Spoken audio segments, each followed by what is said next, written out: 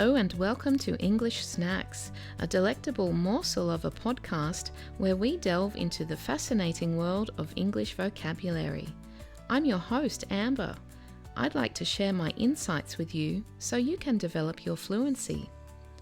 Please feel free to enjoy this snack at a slower speed if you need, or pause between example sentences if you'd like to repeat them. I serve you the English snack, but how you enjoy it is your choice. In today's episode, we're going to explore the phrase, the realm of possibility. What does it mean? Where does it come from? And how is it used in modern-day English? Let's find out. Firstly, let's look at the word realm, spelt R-E-A-L-M. It came from the Latin word for rule or government, and then changed to mean kingdom as it became part of the French language. As it made its way into English, the word realm evolved. Nowadays, realm has three uses as a noun. 1. A royal domain or kingdom, for example, the realm of England. 2. The region, sphere, or domain within which anything occurs, prevails, or dominates. For example, the realm of dreams. And 3. The special province or field of something or someone. For example, the realm of physics. The realm of possibility refers to the scope or range of what is possible. It's often used to express that something, while not entirely certain, is still possible. For instance, traveling to an English-speaking country is in the realm of possibility. It means while it's not for sure, it's most likely that I will travel to an English-speaking country. Here are two examples. Feel free to hit pause if you wish to repeat these sentences.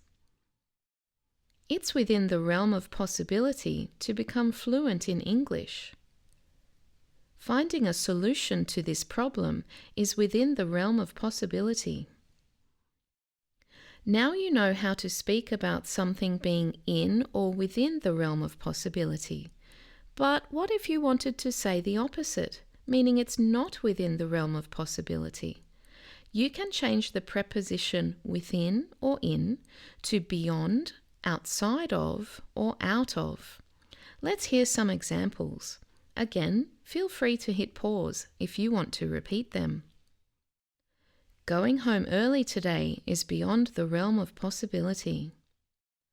It's outside the realm of possibility that I can go home early today. Can I go home early today? No, it's out of the realm of possibility. Remember, using new vocabulary in context helps reinforce your learning.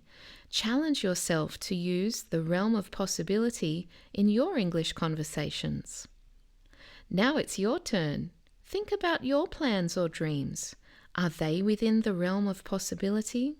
Feel free to leave a comment wherever you're listening to this podcast. I'd like to share with you a little story. For a long time, I'd thought about creating a podcast to share my thoughts and ideas, especially for people studying English. During my career as a language teacher, many students had asked me if I would ever consider it. And now it has actually happened. So for me, creating a podcast was definitely within the realm of possibility. In turn, I hope that whatever is in the realm of possibility for you comes true one day too. Thank you for joining me to learn about the realm of possibility. I hope today's episode has expanded your understanding of this phrase and how to use it effectively. Hungry to improve your English? Subscribe to English Snacks and munch on mouth-watering mini lessons served fresh and bite-sized. Every episode is packed with tasty tips, sprinkled with encouragement, and whipped up to help you grow.